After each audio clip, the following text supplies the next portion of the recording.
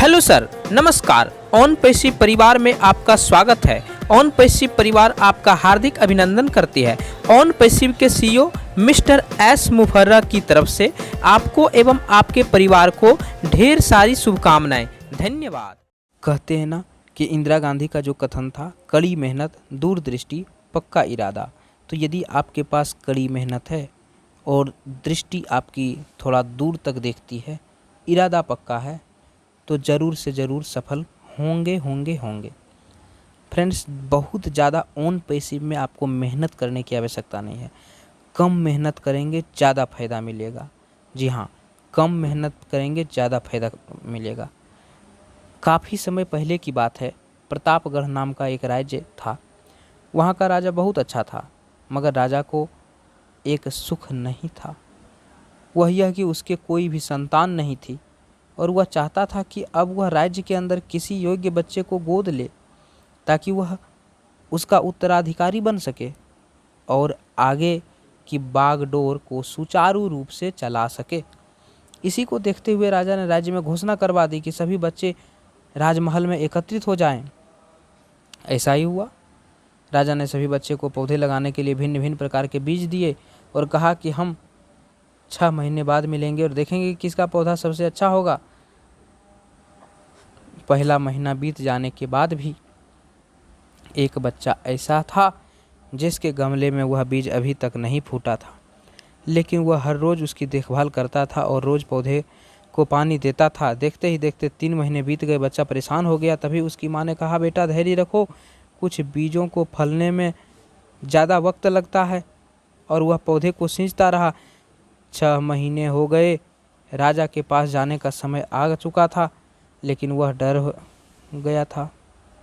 सभी बच्चों के गमलों में तो पौधे होंगे, उसका गमला खाली होगा। लेकिन वह बच्चा ईमानदार था और सारे बच्चे राजमहल में आ चुके थे। कुछ बच्चे जोश से भरे हुए थे क्योंकि उनके अंदर राज्य का उत्तराधिकारी बनने की प्रबल लालसा थी। अब राजा ने आदेश दिया, सभी बच्चे अपने अपने गमले दिखाने लगे, मगर एक बच्चा सहमा हुआ था क्योंकि उसका गमला खाली था।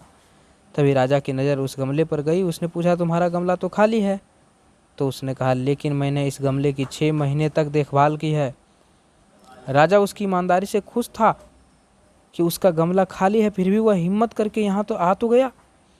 सभी बच्चों के गमले देखने के बाद राजा ने उस बच्चे को सभी के सामने बुलाया और बच्चा सहम गया और राजा ने वह गमला सभी को दिखाया। सभी बच्चे जोर से हंसने लगे। राजा ने कहा, शांत हो जाओ, इतने खुश मत हो। आप सभी के पास जो पौधे हैं वो सब बंजर हैं। आप चाहे कितनी भी मेहनत कर ले, उनसे कुछ नहीं निकलेगा, लेकिन असली बीज यही था। राजा उसकी ईमानदारी से बेहद खुश हुआ और उस बच्चे को राज्य का उत्तराधिकारी बना दिया। लेकिन हमें इस कहानी से क्या सीखने को मिलता है? मेरे हिसाब से अपने अंदर की ईमानदारी का होना बहुत ज़रूरी है। अगर हम खुद के साथ ईमानदार हैं तो जीवन के किसी न किसी पड़ाव में सफल हो ही जाएंगे, क्योंकि हमारी औकात हमें ही पता होती है। हम खुद को पागल बनाकर खुद का ही नुकसान करते हैं। इसलिए ईमानदारी रखिए, सच्चाई रखिए। जो बात है टोटल ओरिजिनल बात बताएं। किसी को झूठ फूस बोल करके, बहला फुसला करके उन पैसिव को ज्वाइन नहीं करवाना है। एग्जैक्ट बात बताएं, ओरिजिनल बात बताएं, मीटिंग अटेंड करवाएं। उसके बाद उस पर जोर ज़बरदस्ती ना करते हुए उसकी इच्छा के अनुकूल कार्य करें, ताकि आज नहीं आए तो कल आए, कल नहीं तो परसों आए। जब कंपनी लॉन्च हो जाएगी, ग्लोबल लॉन्च हो जाएगी, उसके बाद आएगा, लेकिन आपके पास ही आएगा। ईमानदारी रहेगी तब तो। इसलिए ईमानदारी रखें। Honesty is the best policy. Thank you very much. धन्यवाद। We are in it to win it. Telegram group का लिंक है, ज़रूर ज्वाइन करें।